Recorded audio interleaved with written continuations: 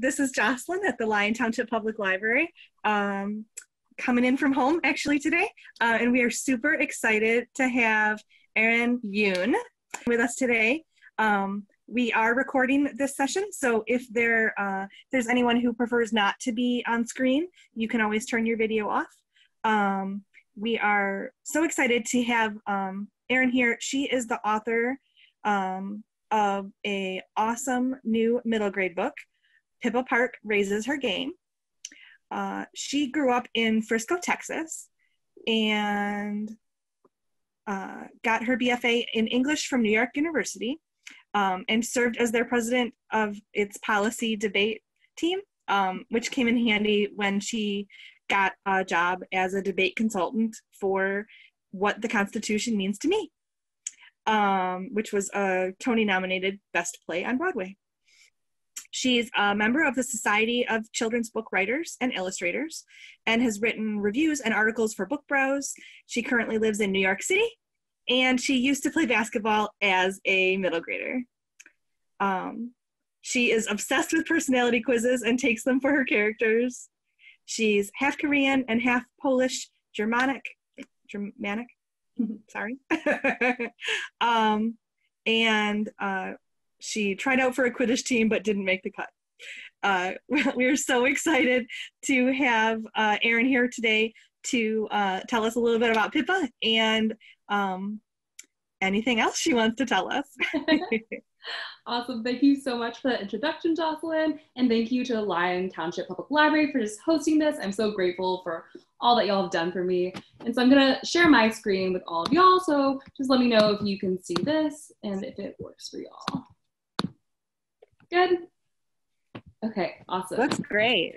So like Jocelyn said, my name is Erin Yoon, and I'm the author of the middle grade book, Pippa Park Raises Her Game. And I'm so excited to be here virtually talking to y'all about my book. But first, let me tell you a little bit more about myself and how I actually became an author. So a lot of times kids will ask me how I became an author. And I think that luck definitely plays a huge role in this. But if I had any specific advice to give y'all today, I think this quote by Stephen King sums it up quite nicely. And that's, if you want to be a writer, you must do two things above all others: read a lot and write a lot. So I think to a lot of people, the second half of this quote, write a lot, makes intuitive sense. After all, if you're a reader and a writer, you should write. But to me, this means taking just a little bit of almost every day just to write something small. And it doesn't have to be anything complex like a novel or even a short story. It could be as simple as transcribing a conversation you overheard two of your friends talking about on Zoom last night. Or maybe you write one paragraph about how amazing the pizza was for dinner last night. Or one paragraph about how terrible the pizza was for dinner last night. What you're writing isn't so important as the fact that you're writing, which really starts to hone those muscles necessary to become an author in the long run. But at the same time, I think the first half of this quote, read a lot, is even more important to me. As a kid, my parents really made sure that I read all the time, and I am so grateful for that because reading is what teaches you the skills necessary to become a writer. It will introduce you to new genres and new perspectives. Plus, when you're reading a book, you know when a character feels timeless and really cool, but you also know when a plot point kind of feels flat or unimagined. In other words, reading is what teaches you what good writing should look like. So now let me tell you a little bit about my own book, Pippa Park Raises Her Game. Pippa Park Raises Her Game is about a Korean American girl named Pippa who receives a mysterious basketball scholarship to her local private school and becomes determined to use this opportunity as a chance to reinvent herself, both to impress her fancy new friends, as well as an impossibly cute crush on the side. It's a book about first friendships, new crushes, and the ups and downs of family. But above everything else, it's about one girl who, in trying to fit in, learns that maybe she's meant to stand out instead. So Pippa Park Raises Her Game is actually what is known as a fractured classic. And for those of you who haven't heard this term before, a fractured classic is basically a retelling of a classic book. So you can think about it like a block of Legos. So when you're playing with a block of Legos, first you start out with something like a truck, and then you take apart those Lego blocks and build something entirely new, like a plane. You're using the same Lego blocks, but at the same time, you're building an entirely new shape. And that's my goal, at least, when I'm writing a retelling. So I've always loved fractured classics and more broadly retellings, and I think this quote by Neil Gaiman sums up why I like them so much. And that's, we have the right and the obligation to tell old stories in our own ways because they are our stories. Classic books are amazing because they have timeless themes and really interesting characters. But at the same time, we're all going to relate to those themes in our own personal ways. So retellings are really a way for you to let your own perspective shine through. So if any of that was confusing, don't worry because I'm sure you've either heard, read, or seen some retellings in your own personal life. So maybe a few of you have seen Romeo and Juliet, which is a play by Shakespeare. And for those of you who haven't read this or seen this, it's about a young girl and a young boy from feuding families, so their families are fighting, but they end up falling in love and actually dying for this forbidden love they share. So if you haven't seen Romeo and Juliet, maybe you have seen Gnomeo and Juliet before. Gnomeo and Juliet is about these red gnomes who are neighbors with these blue gnomes. And again, two of the gnomes end up falling in love with each other, but it's a lot less bleak than the original and nobody dies. Meanwhile, I'm sure most of you have probably seen High School Musical before, but did you know that this was also inspired by Romeo and Juliet? So in High School Musical, you have a young academic girl who falls in love with a basketball jock, and their friend groups are trying to keep them apart. But again, nobody dies, and instead they end up bonding over the school musical. So you can see that retellings can be really close to the original, like Romeo and Juliet, or more far away, like High School Musical, and either is totally fine. So hopefully you'll actually be able to think of a few more retellings that you've seen in your own personal life. I actually find that it's kind of like a scavenger hunt, where once you find one retelling, you start seeing them all over the place. So if you want to drop any retelling examples in the chat below, I would love to see them later. So now that we know what a retelling is, let's talk about what kind of stories can be retold. In general, books take inspiration from other books all the time. But if you're looking to retell a specific book, you have to make sure that it's not copyrighted. So what is copyright then? Basically, copyright laws help writers protect their book for a certain period of time. So that means if a book is copyrighted, the content of that book legally belongs to that author, and other people just can't use or copy the content without the author's permission. So no matter how awesome you think Percy Jackson and the Olympians by Rick Riordan is, you can't just rewrite the book, resell it, and make $1 bajillion.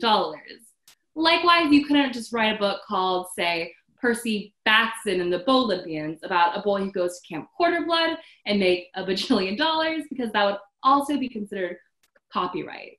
And if you did that, that would be plagiarism. And I'm sure some of your teachers have taught you about plagiarism before, but for just a quick refresher, plagiarism is when you take somebody else's work without their permission and claim it as your own. And you definitely can't do that when you're writing a book. However, there are some books that you can retell, and those are books in the public domain. So if you've never heard the term public domain, don't worry. I didn't hear about it until I think my senior year of high school or even college. But basically, once a copyright on a book expires, then books go into the public domain where anyone can now use that book. And there's a lot of weird, bizarre rules about when specifically a book goes into the public domain. But just know if there's a specific book that you want to use to retell, you can just Google it and it will tell you when it goes into the public domain. So in the upcoming years, there are tons of books coming to the public domain that I'm personally excited about.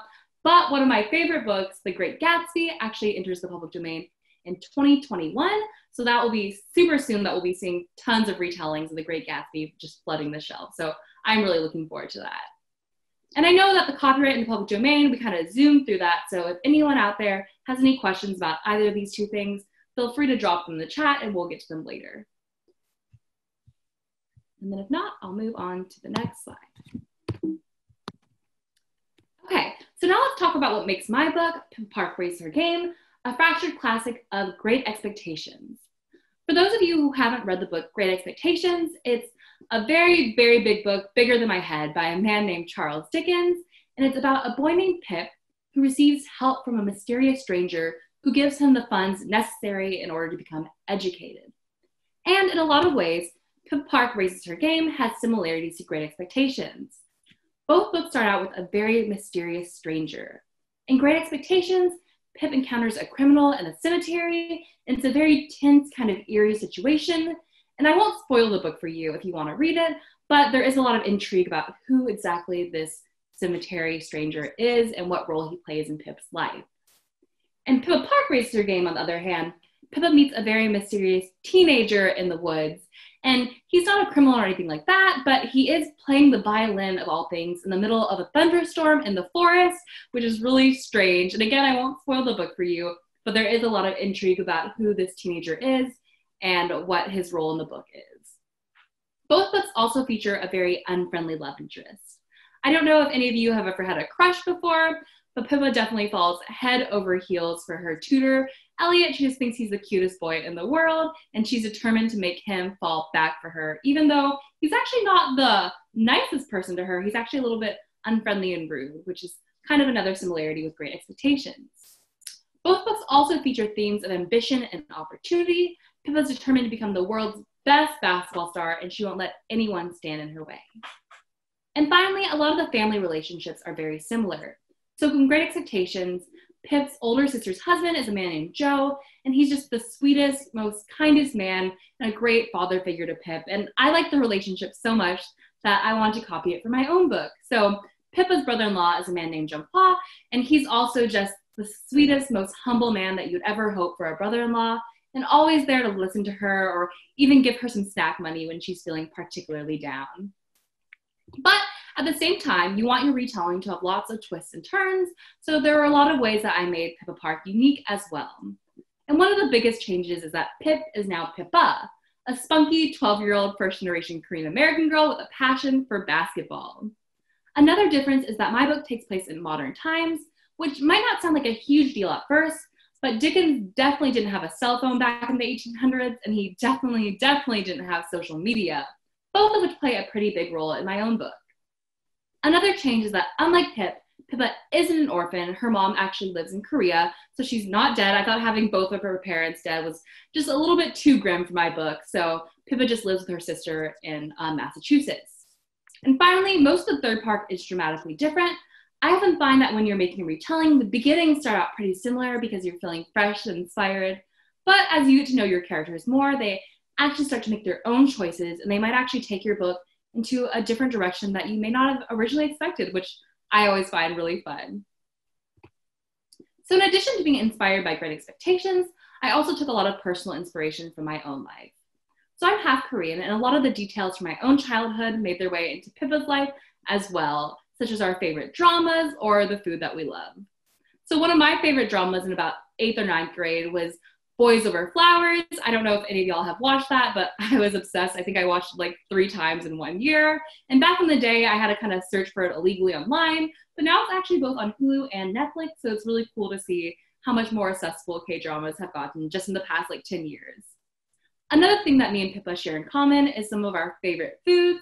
So I don't know if y'all like spicy food out there, but if you do, you definitely have to try tteokbokki, which is this amazing Korean dish. It's rice cakes that are chewy and soft in this slightly sweet, spicy sauce with sometimes eggs and fish cakes, and I'm getting really hungry just talking about it now.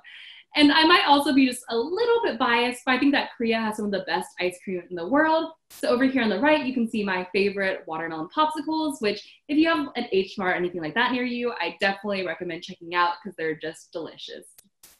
In general, I find that just giving my characters a few things that I like actually really helps connect me to them. So it doesn't have to be anything big, but if you're an aspiring writer out there, sometimes I find that just having the same favorite book or same favorite color will just give you a little bit of connection to your character that you might not have had otherwise. And it's something that I find really sweet, so I like to do that. And so speaking of actually creating a character, if any of y'all are writers out there, I'm sure that sometimes you get stuck while either plotting a character or a chapter, because I know I do. And so now I'm going to share with you a few tips and tricks that I use for when I'm feeling that bout of writer's block come at me. So one of the things I like to do is I actually like to sketch my characters. I know I'm not the best artist out there, but over here on the left, you can see an early sketch I did of Pippa from the outlining stages. And I really like drawing my characters because it really gives me kind of a more concrete picture of them in my head. So when I start writing, I feel like I really just know what they look like and what people around them look like as well. And then another thing I like to do is I like to create Spotify playlists for my characters. So sometimes I put songs that either remind me of the character or songs I think the character will listen to, or even just songs that remind me of a chapter that I'm stuck on, or just overall themes in the book. And the reason why I like to do these two things is because even though you're not writing, you're still doing something creative, either creating art or listening to music, so that when you do go back to writing, you just feel really fresh and inspired. So I love doing those two things. But at the same time, I think the third tip that I'm going to share is the one that I use most often, and that's actually taking personality quizzes for my characters. So if you look up any sort of personality quiz like the Myers-Briggs online, it will ask you questions like, are you often late to appointments? And I like to fill them out from the point of view of my character. So in Pippa's case, it'd be like, yes, all the time, I'm late everywhere. And I love doing this because it asks you so many questions that maybe you just haven't thought about first and will really force you to examine your character from multiple points of view. So if you have any other questions about creating a character or just getting over writer's block, feel free to drop them in the chat, and then I'll get to those later.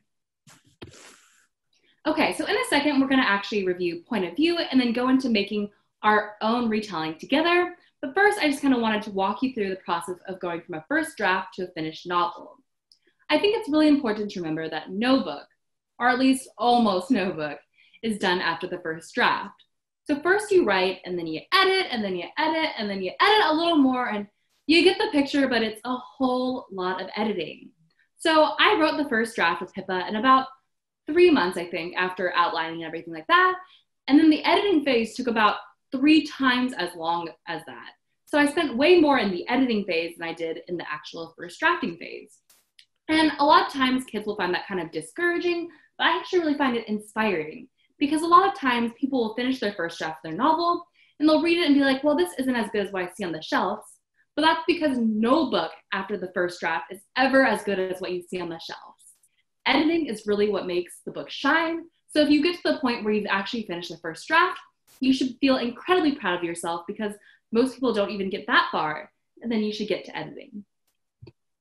Okay, so before we actually make our own retellings together, let's discuss one last element of writing, and that is point of view.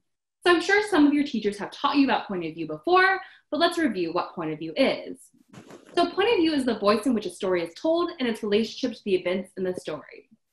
Okay, but what does that mean? Essentially, to figure out point of view, just ask yourself, who is telling the story? Is it a narrator who knows every detail about everyone, like they're a mind reader? Or is it an individual like you or me who only knows what they experience and nothing else? Asking those kind of questions are going to get you to what point of view you're reading. And there are 3 different types of point of view. So the first one we're going to talk about is actually third-person point of view. The third-person point of view uses a narrator to tell the story, and you'll know it's third person because the narrator will use words like she, he, or they. A lot of my all-time favorite books are told in third person, so I'm going to read you a quote from one of them today, and that's Tale of Despereaux by Kate DiCamillo. And the quote is, "The queen loves soup. She loves soup more than anything in the world, except for the Princess Pea and the king. And what soup it was! Cook's love and admiration for the queen and her palate moved the broth that she concocted from the level of mere food to a high art." So you can see that words like she make it third person point of view. And the second point of view is second person point of view. And that features a narrator addressing a person from the you perspective. And you'll know it's second person because the narrator will be using words like you. And in fact, I'm using the second person right now when I'm addressing you. So this perspective is definitely more rare in stories, but it does exist. Maybe some of you have read or played those choose your own adventure Goosebumps books, which are often told in the second person. And it's also used in the novel Book by Kwame Alexander. Like lightning, you strike, fast and free, legs zoom downfield, eyes fixed on the checkered ball, on the goal, 10 yards to go, can't nobody stop you, can't nobody cop you. So again, you can see that the you makes it the second person. And finally, there's first person point of view. So first person point of view tells the story from the eyes of one of the characters, and you'll know it's first person because they'll use words like I, my, me, or even we if it's plural. So both Great Expectations and Pippa Park Raises Her Game are written in the first person. Personally, I chose first person because I love getting deep into a character's personality and being able to really closely explore her mind. And so I would have chose first person even if Great Expectations wasn't written in the first person, so it was kind of a happy coincidence that it was. So now let's look at the first lines of both Great Expectations and Pippa Park for 2 examples of first person point of view. The first line of Great Expectations is, "My father's family name being Pirip and my Christian name Philip, My infant tongue can make of both names nothing longer or more explicit than Pip. Meanwhile, the first line of my book is, I was the only person in the park. Tucking a damp strand of hair back behind one ear, I surveyed the abandoned slides and empty benches. So you can see that even though Pip Park uses I and Great Expectation uses my, both books are written in the first person. And I know we covered a lot just then, so if you have any questions about point of view, feel free to drop them into the chat, and of course I'll answer those. But if you don't have any questions, then we'll actually get to work on our own retellings together, which I'm really excited about. Okay, so you might have gotten a link to a worksheet before this event that will take you to kind of a follow along worksheet, or you can go to www.pippapark.com and go to the resources to download that interactive worksheet. But if you don't have either of those things, then you can definitely just take out a piece of paper and a pen and work alongside me, or even just listen if you feel like listening in. But together we're gonna make our own retelling. And the first step of that is we're gonna pick a story that you've read, heard, or seen to use as a starting point of your own story. And remember that if it's a book in the public domain, that's great. And remember that public domain is just books that are old enough that the copyright no longer applies, so you can kind of use that story.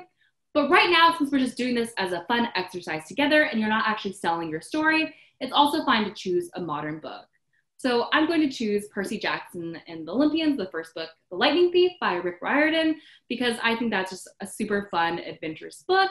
And that I hope a lot of you out there have read as well. But if you haven't, I'll give you a quick summary of that book. So basically, The Lightning Thief is about a young boy named Percy who realizes that he is half god. He's the son of Poseidon, and he teams up with the daughter of Athena, Annabelle, to go on this mission to stop a war brewing between these different gods. So really exciting stuff. But remember again that since we're just doing this for fun, we can use Percy Jackson together because we're not selling it. But if you are trying to sell your book, you want to choose a book in the public domain. Okay, so I'll give you a second if you're following along to jot down the own story that you feel like retelling. And then we'll move on to our second element. So now we're going to think about why you like the story. Is it the central conflict, the relationship between the characters, or maybe just really the interesting themes? It can be any of those things. So since I'm choosing the Lightning Thief here, maybe I decide to use the Lightning Thief because I think that Percy's loyalty is really inspiring and I want my main character to be just as loyal as Percy. Or maybe I think the friendship between Annabelle and Percy and Grover is super cute, and so I want to use that kind of friendship dynamic. Any of those things are totally fine. Maybe you just really like that Percy can control, like, you know, the ocean water, and you think that is epic and you want your character to have like similar superpowers. Any of those elements are totally fine, but just think about how you can change those elements to tell the story you want to tell. So which elements you're going to keep and which ones you're going to change.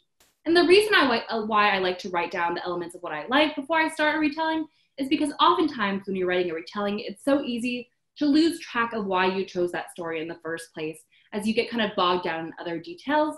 So by writing down what you like, it really reminds you the core of what you want to keep. And so even when you change a bunch of elements, you still have kind of what attracted you to the book in the first place.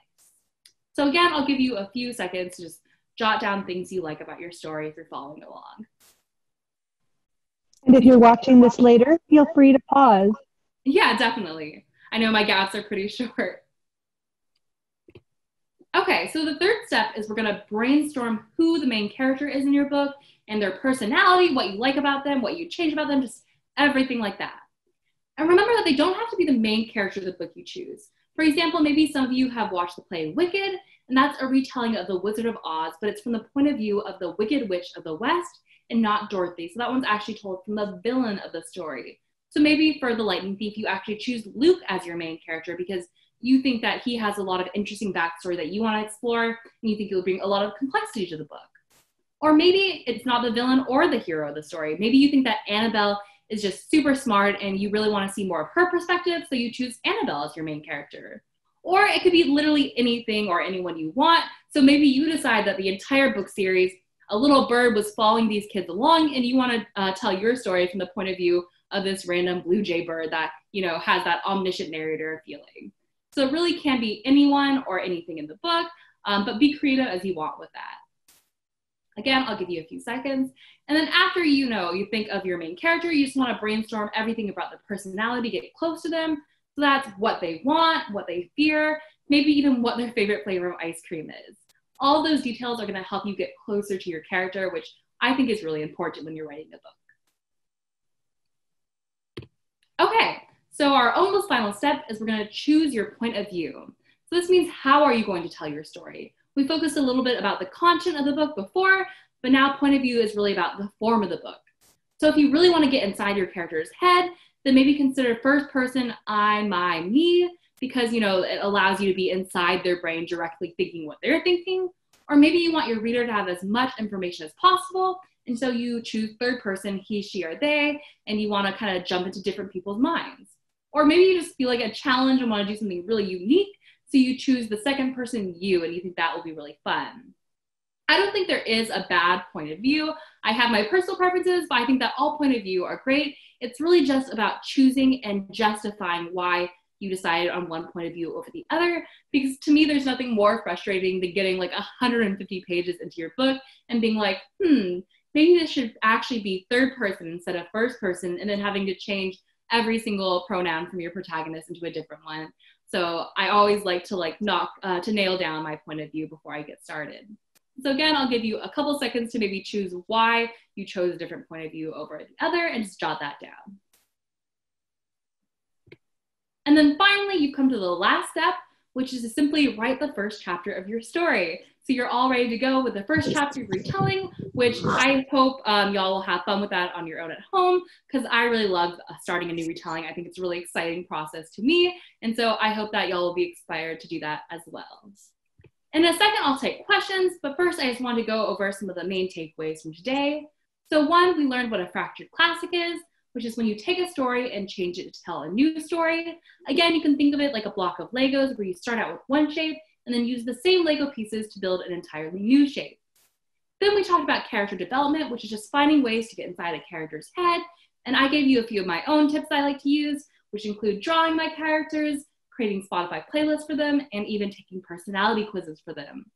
And finally, we discussed point of view, which is simply telling the story from a particular perspective, either first, second, or third person. So y'all have been great. I'm super happy to take questions. You can visit pippapark.com to find more activities if you want, or to read my blog. I review a lot of books there. And you can even write to me if you email info@fabledfilms.com. I'd love to hear from you. All right. Thank you so much, Erin. Of course.